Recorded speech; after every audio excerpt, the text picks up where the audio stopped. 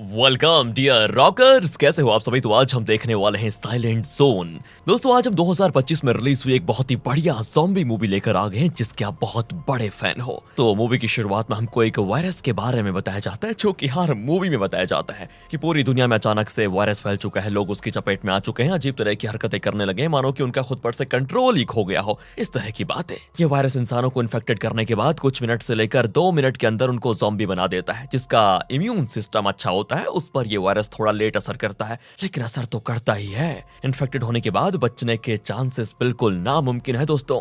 Military तो zombies को खत्म करने के काम पे लगी हुई है, लेकिन कितनों को खात्मा किया जाएगा।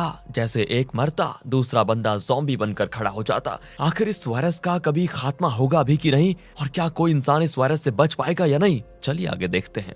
तो अगले सीन में हम एक परिवार को देखते हैं जिसमें माँ और 2 बच्चे शामिल हैं। वो सभी अपना सामान पैक कर रहे हैं ताकि इस शहर से दूर जा पाएं, इस उम्मीद में कि शायद वहां पर वायरस ना हो। बच्चे अपने पिता से वीडियो कॉल पे बात करते हैं क्योंकि उनके पिता एक पायलट है, इसीलिए सरकार ने ज़ॉम्बीज़ को मारने के काम पर उन्हें लगा दिया है। पिता अपने बच्चों से कहते हैं कि टेंशन मत लो, मैं जल्दी जल्दी तुम्हारे पास आ जाऊंगा, इसलिए तब तक तुम्हें मम्मा को परेशान नहीं करना है और सभी मिलजुल कर अच्छे से रहना। जिस पर बच्चे मान जाते हैं, लेकिन वीडियो कॉल कटा ही था दोस्तों कि तभी उन्हें ऐसा महसूस होता है कि घर में कोई घुस आया। ये देखकर बच्चों की मां तुरंत बच्चों को लेकर अपनी कार की ओर भाग जाती है, क्योंकि सच में एक ज़ॉम्बी घर में आ गया था। पर अफसोस, माँ गाड़ी में सवार हो पाती उससे पहले ही वो ज़ॉम्बी उसे मार देता। उसी के साथ साथ 2 बच्चों में से एक को भी वो अपना शिकार बना लेता। लेकिन एबी नाम की बच्ची खुद को गाड़ी के नीचे छुपा लेती। वो इतना ज्यादा डर चुकी थी कि उसका अंदाजा भी नहीं लगा सकते। उस बेचारी ने तो अपनी आंखों के सामने अपनी माँ और भाई को खो दिया। तो वहीं वो ज़ॉम्बी दोनों को मारकर अपने अगले शिकार को ढूंढने के लिए चला जाता है। एबी थोड़ी हिम्मत करके जैसे गाड़ी के बाहर आती है ना, तभी उसकी माँ वहीं ज़ॉम्बी बनकर जिंदा हो जाती है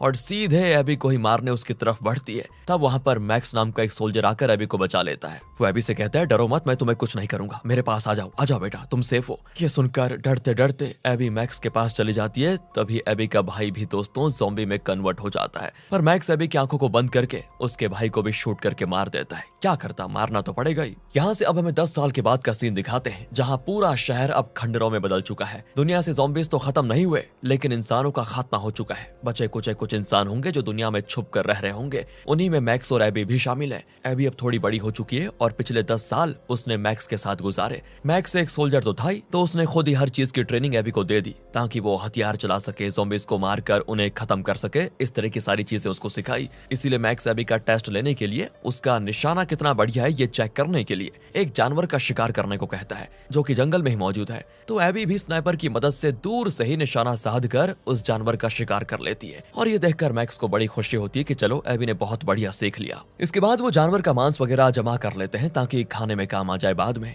अब अंधेरा भी होने वाला था, तो वो दोनों वहीं पर रात गुजारने का तय करते हैं। मैक्स के पास एक नक्शा भी है दोस्तों, जिससे वो हमेशा ये पता लगा कर रखता है कि अभी वो लोग हैं कहां पर और किस ओर जा रहे हैं। उसको लगता है कि हम नदी का रास्ता अगर पकड़ लेंगे तो शायद किसी इंसानों की बस्ती में पहुंच जाएं।